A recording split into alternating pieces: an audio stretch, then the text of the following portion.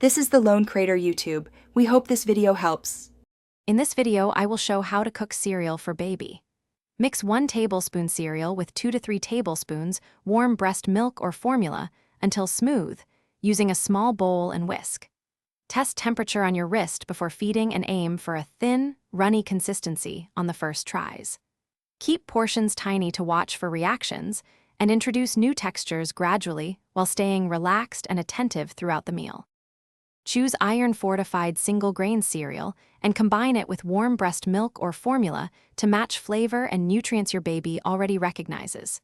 Measure carefully. Start with 1 tablespoon cereal and add liquid until the texture is thin and drizzleable. Keep new additives to a minimum and skip sweeteners entirely. Prepare only small servings, refrigerate leftovers promptly, and always observe your baby for any signs of sensitivity or preference while staying calm and encouraging.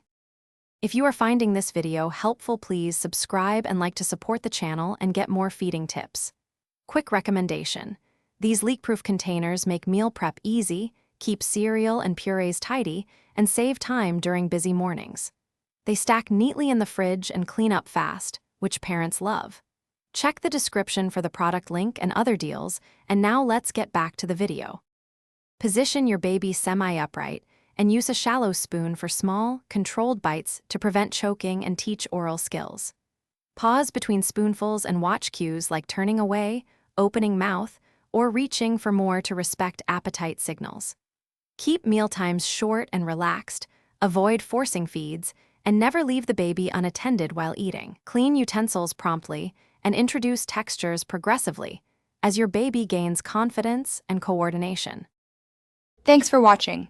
Consider subscribing if we helped you.